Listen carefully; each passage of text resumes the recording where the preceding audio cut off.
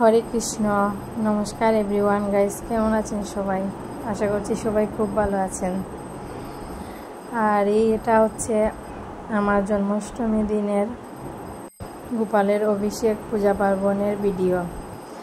আসলে আমি হচ্ছি সেই ব্যক্তি যে ভিডিও করি, কিন্তু এডিট করা, ভয়েস দেওয়ার আলসি, আর ভিডিও আপলোড করা হয় না।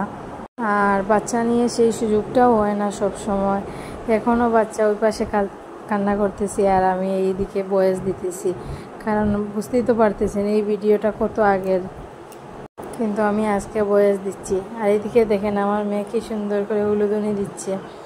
ওই দিন কি বলবো, প্রত্যেক দিন যে ও কি দুষ্টুমি করে, আর ওই দিন পুজো পার্বণ করা যে কি একটা কষ্ট ওকে নিয়ে, কি বলবো। ওর বাবা ওকে সামলাচ্ছিলেন, সবসময় তো আর বাসার থাকেন না। তো যাই হোক, এখন আমি আমার গোপাল সোনার স্নানাভিষেক শেষ করে ওনাকে নতুন বস্ত্র পরিয়ে বসিয়েছিলাম ওনার সিংহাসনে। আর একটা জারবেরা ফুল আনছিলাম ওনার জন্য, খুব সুন্দর কিন্তু কালারটা।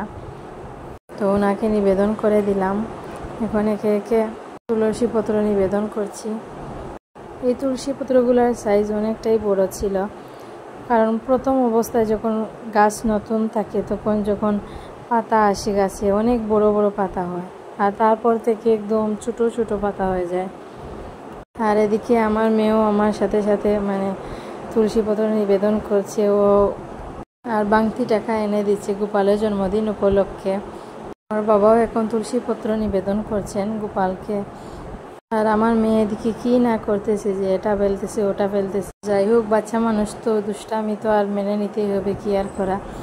আর এখন গোপালের উদ্দেশ্যে একটু অঞ্জলি নিয়ে নিলাম নিজেই। ভগবানের উদ্দেশ্যে ধূপ দ্বীপ দিয়ে আরতি করে পুজো সম্পন্ন করলাম। আর আমার এই জন্মাষ্টমীর ভিডিওটা কেমন লাগলো জানাবেন কিন্তু। হরে কৃষ্ণ। আজকের মতো